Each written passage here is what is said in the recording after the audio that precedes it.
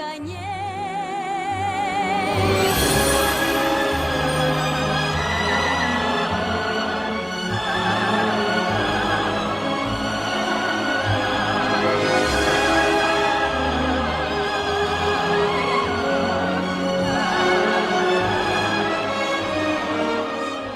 Palatul a fost ridicat în a doua jumătate a secolului al XVIII-lea. Pe atunci era demn să primească oaspeți ca împărăteasa Maria Tereza, pentru care se spune că a și fost construit.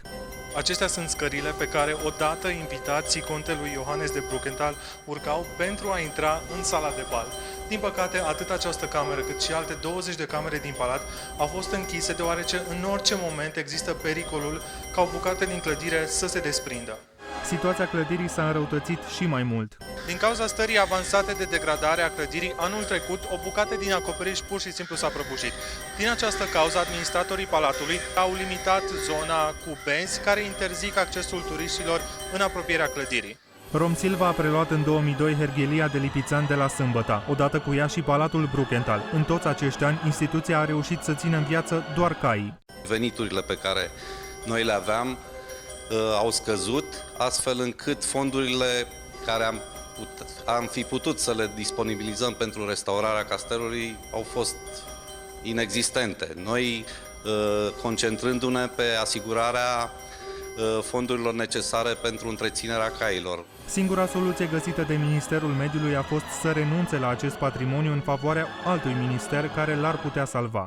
A existat o intenție din partea fostului ministru a doamnei Udrea. La momentul acela s-a decis ca acel obiectiv să se restaureze și să primească funcțiunile unui muzeu al gaulului lipițan transilvanian. Și în cele din urmă nu s-a reușit.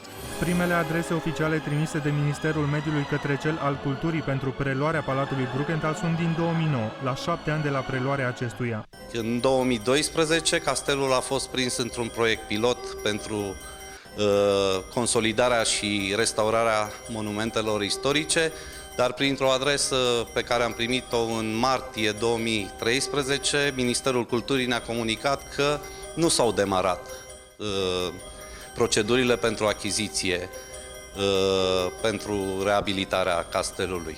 Practic, palatul a fost scos de pe lista de reabilitare, deși are nevoie urgentă de consolidare. O recunosc chiar și specialiști în domeniu. În permanență au fost sesizate organele statului privitoare la starea de vulnerabilitate a monumentului și starea lui de degradare progresivă. Nu s-au găsit nici până acum bani pentru conservarea lui, măcar în faza în care este, pentru a putea fi restaurat ulterior. Între timp, la începutul acestei săptămâni, Consiliul de Administrație al Regiei Pădurilor și-a dat avizul pentru ca Palatul Brukenthal să treacă în patrimoniul Ministerului Culturii. Asta în urma unei note trimise de la Cultură în aprilie acest an.